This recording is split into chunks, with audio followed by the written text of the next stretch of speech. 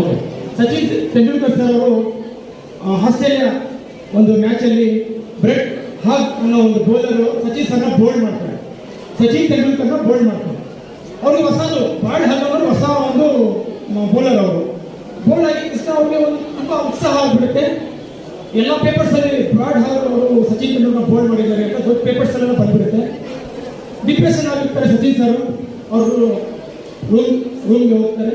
ಹೋಗ್ಬಿಟ್ಟು please autograph ಕೊಡಿ ಅಂತ ಸಚಿನ್ ಸರ್ ಅವರು ಬ್ರೆಡ್ ಹಾಗ್ನ ಕೇಳ್ತಾರೆ. ಆಗ ನಾವಾಗಿದ್ರೆ ನಮ್ಮ ಸೈನ್ ಹಾಕಿ ಕಳಿಸ್ತಾ ಇದ್ವಿ. ತುಂಬ ಸಂತೋಷಪಟ್ಟು ಬೋಲ್ಡರ್ ಪರವಾಗಿಲ್ಲ, ನನ್ನ ಬೋಲರ್ ನಾನು ಔಟ್ ಮಾಡಿದ ಬೋಲರು ನನಗೆ ಸೈನ್ ಕೇಳಿದ್ದಾರೆ ಅಂತ.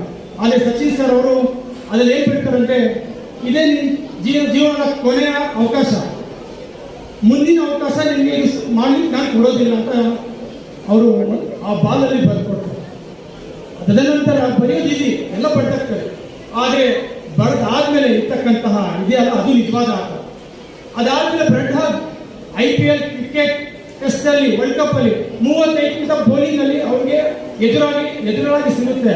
ಅದು ಒನ್ ಟೈಮ್ ಕೂಡ ಬ್ರೆಡ್ ಹಾಗ್ ಅನ್ನೋ ಬೌಲರ್ ಸಚಿನ್ ತೆಂಡೂಲ್ಕರ್ನ ಬೋಲ್ಡ್ ಮಾಡಲಿಕ್ಕೆ ಆಗೋದೇ ಇಲ್ಲ. ಕಾರಣ ಇಷ್ಟೇ, ಪ್ರಾಕ್ಟೀಸ್. ನೀವು ಪ್ರಾಕ್ಟೀಸ್ ಅಲ್ಲಿದ್ರೆ ಯಾರೇನು ನಿಮಗೆ ಚೀಟಿಂಗ್ ಮಾಡೋಕ್ಕಾಗೋದಿಲ್ಲ, ಯಾರೇನು ಮಾಡೋಕ್ಕಾಗಲ್ಲ. ಪ್ರಾಕ್ಟೀಸ್ ಇಲ್ಲ, ನೀವೇನು ಸಾಧನೆ ಮಾಡೋಕ್ಕೂ ಆಗಲ್ಲ.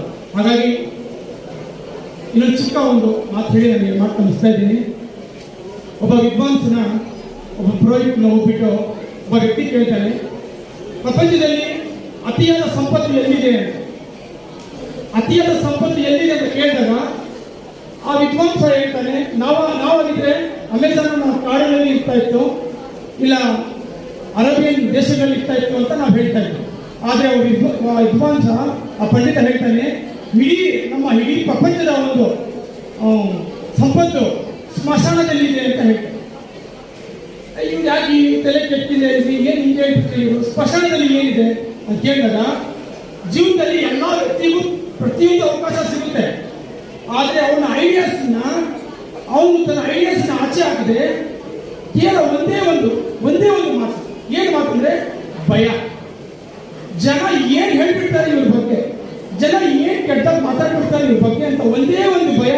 ನನ್ನ ಐಡಿಯಾಲಜಿ, ನನ್ನ ಒಂದು ಪ್ಲಾನ್ಸ್, ನನ್ನ ಒಂದು ಮೋಟಿವೇಶನ್ಸ್, ನಮ್ಮ ಒಂದು ಪವರ್ ಎಲ್ಲವನ್ನ ಸ್ಮಶಾನಕ್ಕೆ ನಾವು ಬೆಳೆದು ಸಾಯತಂತ ಅದನ್ನ ಮನಸ್ಸಲ್ಲಿ ಇಟ್ಕೊಂಡು ನಮ್ಮ ಕನಸುಗಳನ್ನ ಮನಸ್ಸಲ್ಲಿ ಇಟ್ಕೊಂಡು ಕೊನೆಗೆ ಮಶಾನದಲ್ಲಿ ಸೇರ್ಕೊಂಡಿರ್ತೀವಿ.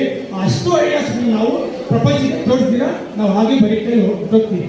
ಹಾಗಾಗಿ ಯಾರು ಕೂಡ ನಿಮ್ಮ ಒಂದು ಐಡಿಯಾಸ್ನ, ನಿಮ್ಮ ಕನಸನ್ನ ನನಸು ಮಾಡಬೇಕಂದ್ರೆ, ನಿಮ್ಮ ಕನಸು ಎಷ್ಟಿದೆಯೋ